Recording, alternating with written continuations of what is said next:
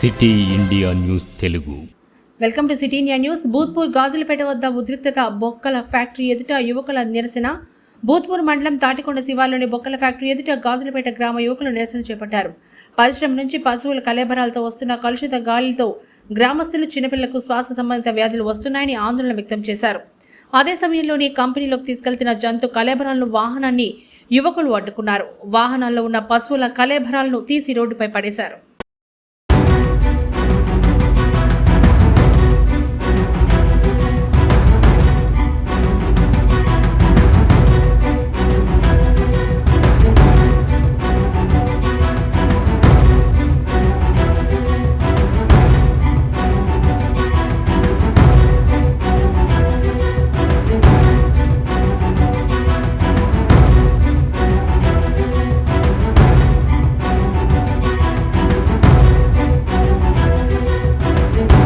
తాటికొండ శివారులో ఉన్న బొక్కల ఫ్యాక్టరీ ఏదైతే ఉందో అది గత 10-15 సంవత్సరాల నుంచి ఇక్కడ రన్ అవుతుంది.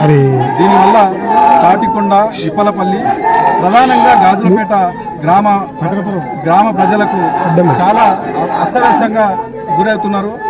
ఇక్కడ జంతు కళేబరాలను తీసుకొచ్చి ఆయిల్ తీసే క్రమంలో ఏదైతే దుర్గంధం వస్తుందో, వాసన వస్తుందో, ఆ స్మెల్, ఆ వాయువు ఏదైతే ఉందో విలేజ్ గాజులపేట విలేజ్కి దగ్గరలో ఉండడం వల్ల ఆ విలేజ్లో చిన్నపిల్లలకు శ్వాసకోశ వ్యాధులు, పెద్దవాళ్ళకైతే మెదడు వ్యాపు వ్యాధి లాంటివి ఇవన్నీ వచ్చి అస్తమాకు గురై చాలామంది హాస్పిటల్ పాలైనరు. గత సమస్యలు ఇట్లా ఉన్నాయని చెప్పేసి గత కొన్ని సంవత్సరాలుగా ఈ కంపెనీ పైన ప్రభుత్వం దృష్టికి తీసుకుపోయినప్పటికీ కూడా ఎవరు పట్టించుకోలేదు. మా మాజీ ఎమ్మెల్యే అయినటువంటి ఆల వెంకటేశ్వర రెడ్డి గారి దృష్టికి గత 2 ఏళ్ల క్రితమే మా యువకులంతా కూడా గ్రామం నుంచి పెద్ద ఎత్తున ఇక్కడ ధర్నా చేసిన సందర్భంలో ఇప్పుడు ప్రస్తుతం గత సిఐ గారు వచ్చి మీరు ఇట్లా చేస్తే కాదు, మంచి పద్ధతి కాదు, దీన్ని మూపిస్తామని చెప్పేసి వారు ఒక కంప్లైంట్ తీసుకుపోయి వారం రోజులు బంద్ చేయించారు. తర్వాత మళ్ళీ యథావిధిగానే కొనసాగుతుంది. ఆ కొనసాగుతున్న క్రమంలో ఈ మధ్యకాలం ఈరోజు పండుగకు వచ్చిన మా యువకులు ఎవరైతే ఉన్నారో ఇటువైపు వస్తుంటే స్మెల్ వస్తుందని చెప్పి ఇక్కడున్న సిబ్బంది ఎవరున్నారో వాళ్ళని అడిగారు. అయ్యా మీకు ఇన్నిసార్లు చెప్పినా కూడా మళ్ళీ దాన్ని రన్ చేస్తున్నారు, దానివల్ల మాకు చాలా ఇబ్బంది అవుతుందని చెప్పి అడిగినంత మాత్రాన మా యువకులను ఇక్కడున్న పనిచేస్తున్న బీహార్ లేబర్ ఎవరైతే ఉన్నారో వాళ్ళు కర్రలతోటి, రాళ్లతోటి కొట్టడం వల్ల 3 గాయాలై హాస్పిటల్కి పోయినరు. ఆ విషయం తెలుసుకొని యువకులు వచ్చి ఇక్కడ ఏమైందని తెలుసుకునే క్రమంలో మళ్ళీ ఇంకొకరిని కొడితే వారికి కంతకు గాయం జరిగింది. ఈ దారుణాలను ఎన్ని రోజులు సహించాలని చెప్పేసి గ్రామస్తులంతా కూడా వచ్చి ఇక్కడ ధర్నా చేస్తున్నారు.